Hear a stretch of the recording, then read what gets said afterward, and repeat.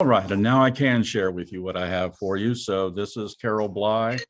I was just telling you, went to college, or she went to school in Massachusetts, Abbott Academy, which merged with Phillips Academy Andover, Phillips Academy being all male, Abbott Academy being all female, and now it is one coeducational institution. Graduated from Wellesley College, and it's in Massachusetts where she met Robert Bly. And in contrast to our story, where Will, the father of the young lady being baptized, is Episcopalian, and the mother is not Episcopalian, Carolyn was actually Episcopalian and Robert was not when they met. So they met and they went back to his family's farm in Minnesota. Minnesota, of course, is where she was from originally. And so after they married in 1955, she then did graduate work at the University of Minnesota. I made this little chart up only because, on the one hand, we have Bill and Lois Benty. They were the grandparents and Will's parents. Then you have Merv and Doreen Updahl. They were Cheryl's parents. It was interesting to me as I was going through that pretty much anything of significance that happened in this story. So the godparents, well, there was Will's second cousin, Molly, and high school friends, Chad and Jody. Father Jeffrey, of course, was their parish priest. It was Lois who really wanted to use the 1928 liturgy. Cheryl wanted to name her girl Shireen, combining her own name and her mother's name. Will wanted to name her Molly, probably in no little part because cousin Molly gave them a significant sum of money to put away for the child, probably for education. And even down to the menu choices, which Doreen kind of made fun of, but they were Lois's selection. What I was trying to emphasize before we actually got into the story itself is how much the Benty family dominated in this story and how the Opedals were at best guests at their own granddaughter's wedding or baptism. So really this was a very Benty-centric story.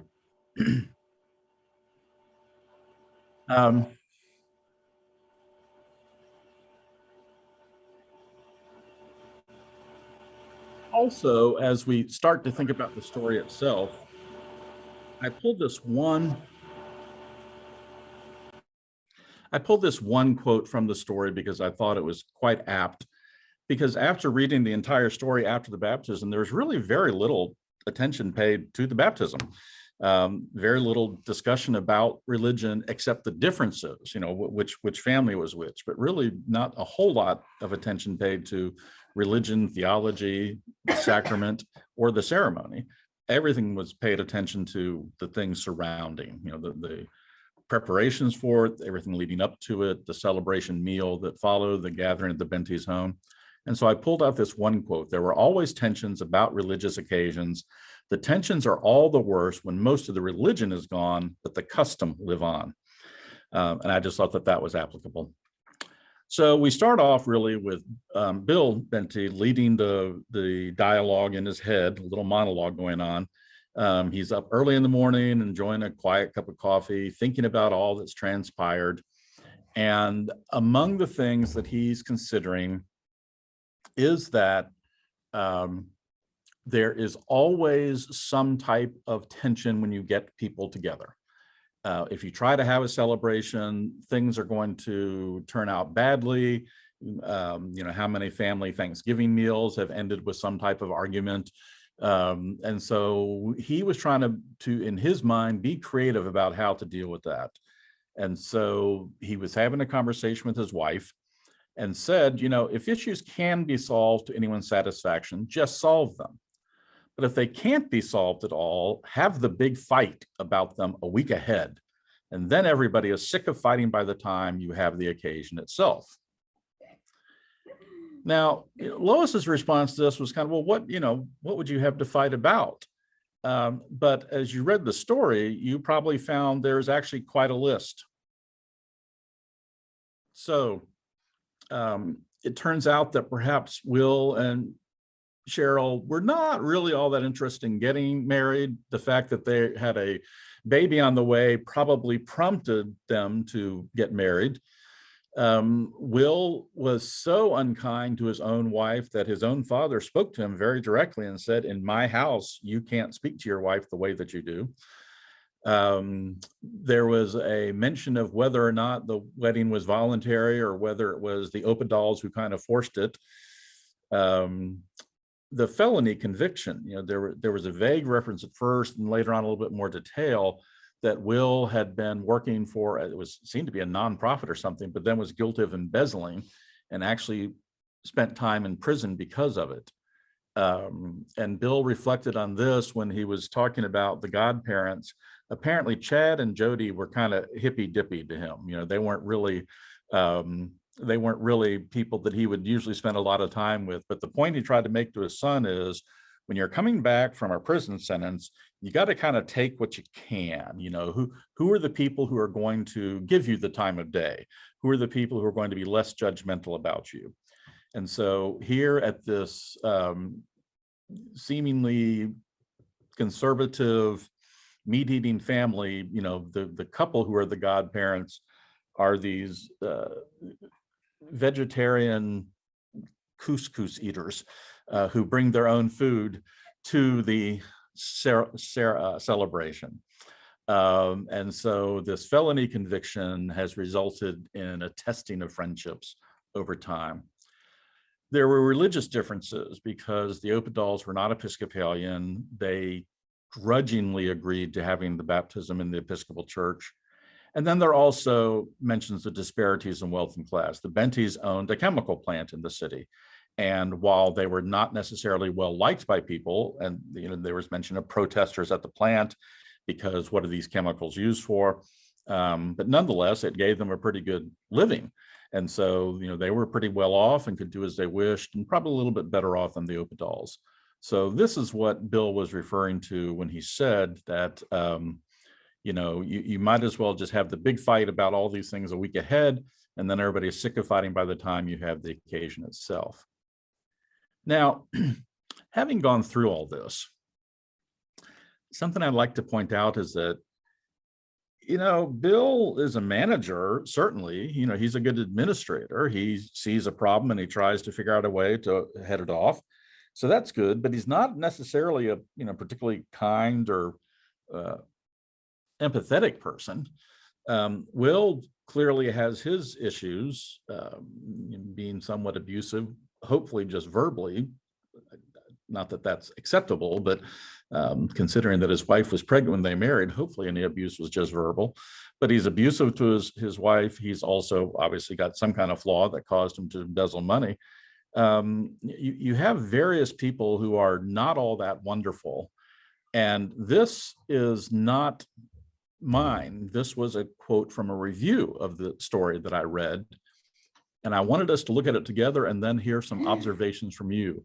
Bly has a gift for making flawed, spirited people endearing, and many of her characters are heroic because they've become heroes to themselves. Any thoughts about that in light of the people who are involved in this? Oh boy. I liked when the father took his son aside. They were outdoors, and as they were walking back to the house,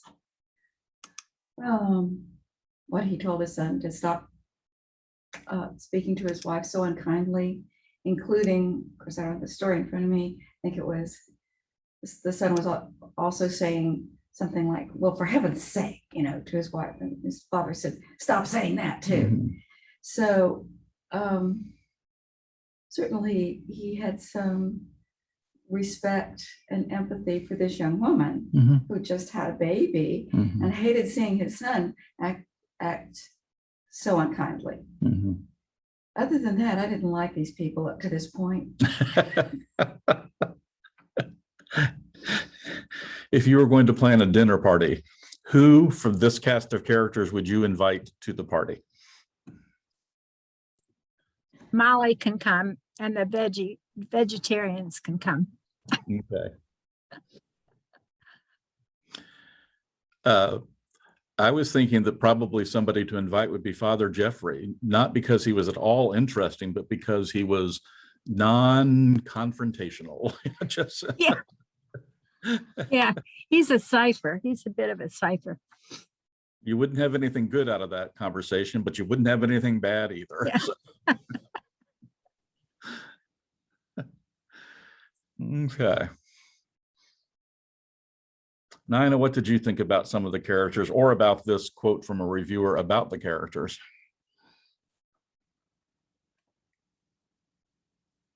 I think you're on mute.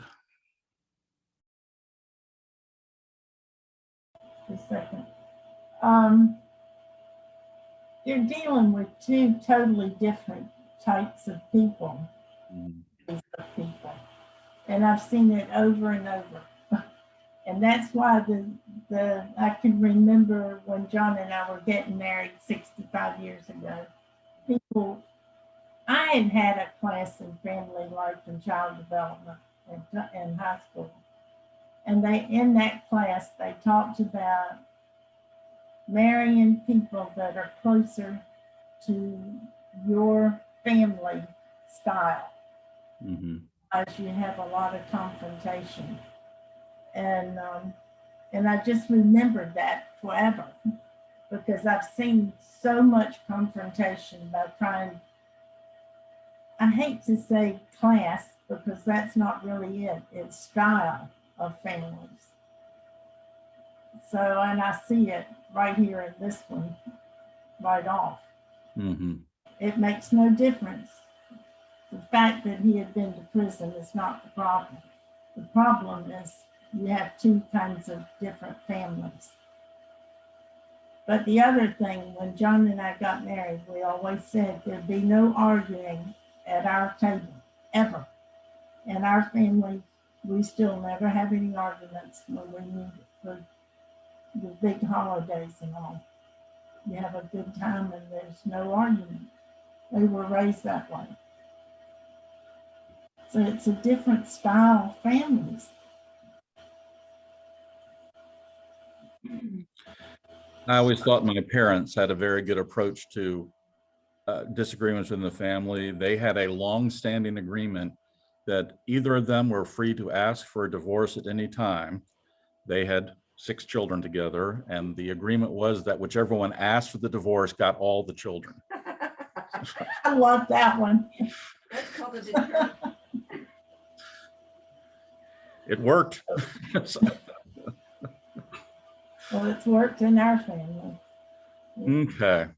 What does that mean? They become heroes to themselves.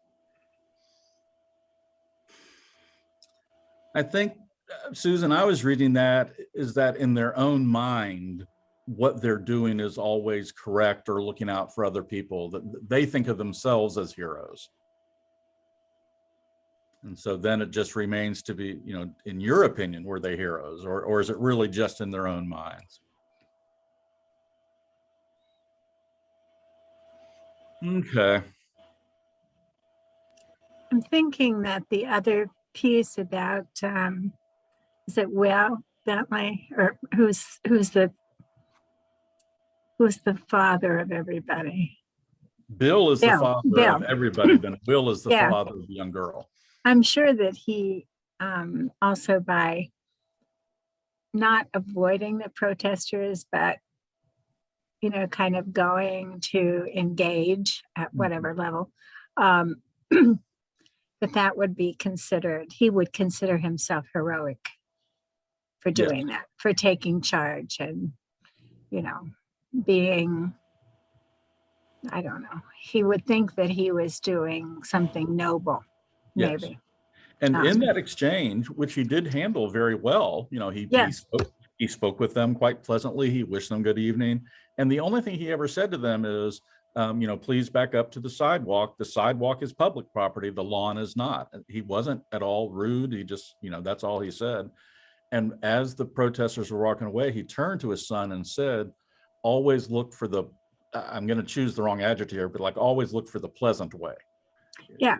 Was the advice he gave his son. So. And I think that the vegetarians, Chad and Jody, were kind of heroic, knowing that they've always been considered kind of the outsiders and of no account. Yes. Yeah, to show up and to go ahead and have the courage to bring your own food because you know that they're going to try to talk you into something you don't agree with. That's kind of heroic. And the discussion from ahead of time, you know, before the celebration actually occurred, would be whenever Chad and Jody were around, that Will's father, Bill, would actually goad them somehow. Yeah. You know, whatever they would say, he would come back with, "Oh, I guess that's what makes you organic," or "That's what makes you," you know. And then on the occasion, you know, Lois Bentley was actually screaming at them, "Why aren't you eating the lobster? Lobster's not meat." Yeah. I mean, it's just, yeah, it's absurd. And then I think that Molly Wells is heroic. I'm not sure that she would consider, you know, in her narrative, she Right. has some difficult pieces to talk about. In fact, a trinity of pieces. And I think those outside her might consider her heroic. Mm-hmm. But maybe not. Maybe she wouldn't consider herself a heroine. I don't know. Anyway, just my 2 cents. So after all the build up to this and all the explanation of what happened before, you know, we finally arrive at the baptism itself. Really not a lot of detail. In fact, the most detail we hear about people's reaction to the baptism occurred later in Molly's story. We didn't actually hear that, you know, during the actual baptism itself. So we heard about the hymn they sang.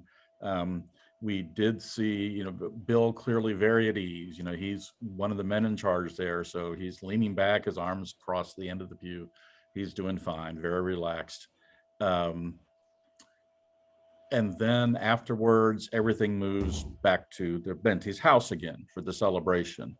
And they do make mention of the fact that the weather has been terrible. It's been dry.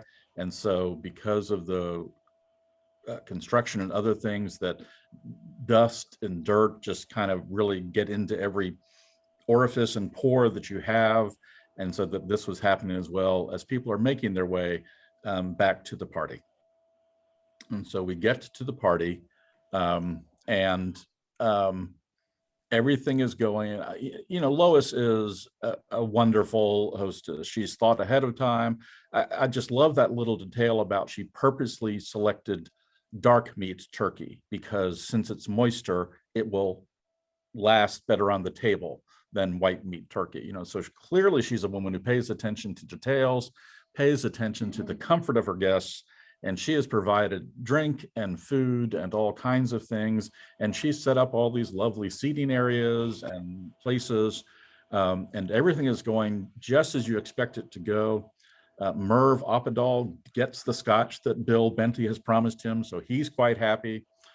He and his wife have a little bit of an exchange about that. Don't you dare drink too much, you know, this afternoon. She doesn't want to lose any of the status that they have by him making kind of a fool of himself. But everything's going really pretty much the way you would expect.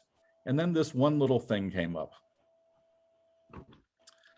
Then the one thing that neither host nor hostess had foreseen happened. No one sat in the little groupings Lois had arranged, nor did people pull up chairs to what free space there was at the dining room table. They gravitated to the messy screen porch off the kitchen. The caterers obligingly swept away all their trays and used foil. People dragged out dining room chairs. Other people camped on the old wooden chairs already out there. So, best laid plans. And what was amazing to me about this is this really, to me, sounded like this was an area of the house that hadn't been fixed up or prepared in any way. It was kind of storage. You know, the caterers just stuck their stuff out there. And yet somehow this is where people decided to gravitate. I guess you just can't always understand. Was it, you know, was it hot? And so was maybe the porch cooler than other places in the home? I mean, nothing's really told. It's just that this is where they went. And then some of the fun conversations began. And so we get Jody talking about, why they eat the way they eat and trying to talk Molly into that. But then she makes the observation, Jody does, that she was surprised to see Molly tearing up and crying during the baptism, because it was her understanding that Molly wasn't religious at all. And in fact, Molly hadn't gone to church in 30 years. And so that's when Molly launches into her rather long story about how, when she was a late teenager, she had gone to a Bible camp. She met the man who became her husband. He was the son of a very wealthy family. And he had gone back and he had built for her a home on a mountaintop. They talked about how they got the people who were working to cut the trees just so it didn't damage all the trees, but it gave them wonderful views. They talked about what a wonderful life they had together for years and years and years, how happy they were. This was the time when I at least did not think Molly was all that heroic, because she talked about how her sister-in-law wanted her to get involved with the community and helping out and doing things. And Molly was kind of pretty happy living her own idyllic life on the mountaintop and sitting outside on the terrace watching the world go by. And so I wasn't, that impressed with her at that point. But their life was absolutely wonderful until her husband contracted lung cancer. And they were doing the radiation treatment for that. And then unfortunately it spread to his brain. And so then they began treating the cancer and the tumor in the brain, but unfortunately he didn't survive. And her very vivid descriptions of how she had to care for him during the treatment when he was vomiting on the floor of their house, how she had to hold his hand, how they really literally had to almost drag her away when he was in his last stages and was going to pass on. And how really at the point where she realized that this shell of a person who was there really wasn't the man she married, he was kind of gone. That was when she was able to walk out. But it was, at that point that she just apparently lost all her faith at all, having lived through that. Now, and this paragraph in particular. There's a piece about her history, though, about kind of running away to get married, to kind of leaving behind stuff that was confining. And that's really what the rest of those gathered for that meal did. They left. Right. They left the space that had been assigned for them. So Will and his wife went back to, when things were idyllic in terms of the 1928 prayer book, whatever. But most of the people have moved on from that. But Molly had tried and was successful in creating a life with someone she loved. And I don't hear in this short story much about love anywhere. Oh, just a thought. I think everybody moved to the porch because they could all sit together. Yeah, that's a great, yeah. So there was no possibility of something happening over here that these over here didn't know about. So they all gathered together. No secrets now. One thought. And what you were saying, Linda, yes, I think they had a life of love and ease, great ease. He didn't even work. And she did no community service or volunteer work.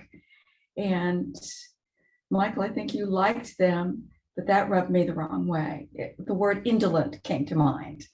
But they had a nice life. Sounds heavenly. I selected this one paragraph from the end of Molly's story because she was really kind of tying everything together, and you find out why she was crying. She says, "I told you about this because I was so surprised to find how my life was not simple at all. It was all tied up in the flesh, this or that about the flesh.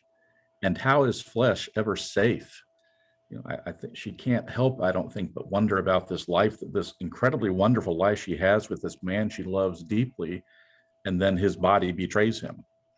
So how is flesh ever safe? So when you took that palm oil, she finished, glancing across at Father Jeffrey, and pronounced little Molly here safe, safe in our Lord Jesus Christ forever, well, I simply began to cry. I see Molly and her husband as being very selfish because they don't seem to go into any other community with people. And that seems to me a little bit selfish. But Nina, I agree with you. They didn't even, no. No, they didn't have any They didn't. children. They were just Mhm. in this heavenly spot together, living a life of ease. It did not go into detail. Did they not have children intentionally, or did they just not have children? Mhm. So now, when I read this paragraph, which I found to be rather touching, I mean, it kind of got me, I also reflected back. So this is back when we're in the church at the baptism, and Bill is talking about how he's just, leaning back in the pew and he has his arm draped over the end of it. And he talks about these small statues or things that are on the end of the pews. And he said, Bill and a couple of the other vestrymen glued the cracks and set vises. Then they mortised in hardwood holes against the grain to make them safe forever. So here's this phrase, safe forever, that Molly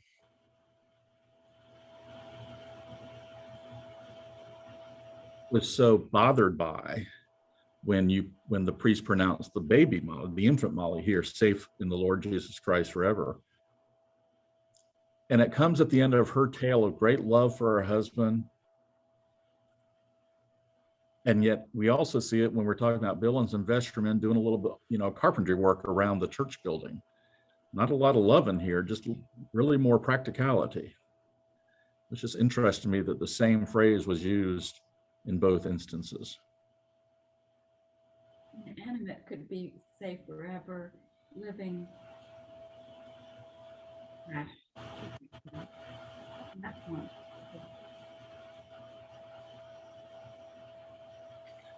And so then, right after Molly's story, you would think that's the kind of thing that would just leave people thinking, well, I have nothing else to say. I mean, what is anybody going to say after hearing a story like that? And what happened? But the skies opened and the rain fell, and it fell so hard they could hear it pounding on the pavement. They could hear people outside running on the sidewalk.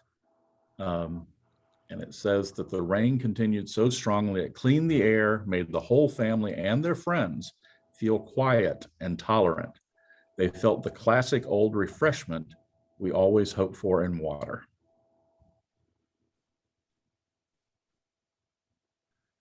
And the last question I have for you today is the title. Also, I'm sorry, Michael, just also the fact that the dust of the earth and to dust we shall return is part, it's in their nostrils. So what happened in addition to the water from the author's perspective, this mortality is somehow breathed in by all of them. But the water cleansed them. Yeah, that's true too. But it's both and, it's not an either or. Yeah. Yeah. And that, Nina, was my question. The title of the story, After the Baptism, is this referring to the celebration at the home, or is it referring to these people after this cleansing rain has fallen? What is it referring to? Probably both. But more the baptism than anything. Mm-hmm. So it almost feels to me was like baptism, right? When we attend a baptism, we renew our own baptismal vows. and how water represents life and new life and the life more abundantly. So I see it echo of baptism in this event of rain coming down. Well, yeah, the whole purpose of liturgy, again, is to, well, in this instance, is to kind of recreate community, a community that had been fractured. And despite the fact that Bill was gluing everything together and holding it with vices, there's kind of a sense that there's a power beyond even his ability to manage things that might be moving in and among them because they have been through a sacramental act. I don't know. I think it's really curious. Well, I looked at that last statement that he said also, when you have a group of people in your home or together or whatever, and there's chat, and then when it starts leveling off and people are talking, it's time for the meeting to be over or the party to be over or whatever, and you start seeing people leave. They left because when they left, they were more tolerant of each other. Well, we need to bring things to a close because unfortunately with the late start we got, we do want to make sure people can get to 10 a.m. service, whether they're going in person or online. Linda, what will you be sharing with us next week? So I've switched out the what had previously been posted because it was not easily accessible to be put online. But this piece is from Alice Walker. So we'll be using another author who is a person of color. And certainly Alice Walker was very well known for the color purple, less well known for her short stories. So this one is about the welcome table. Again, we're going to be paying attention to what what message people have gotten from being part of a religious tradition. Mm-hmm. So we'll see. You might look up for yourselves that music, the welcome table. Do you all know that? Did you sing it in camp? Or it's probably in Wonder, Love, and Praise, or maybe not. I don't know. But I grew up as a Methodist, so I sang it. We're all going to sit at the welcome table. Okay. So that'll be, I think that'll be fun. Okay. We'll look forward to that next week. I thank you all for joining us this week and wish that all of you have a wonderful, wonderful rest of your Sunday. Thanks, Michael. Thank you, Michael. Thanks so much. Right. Yeah.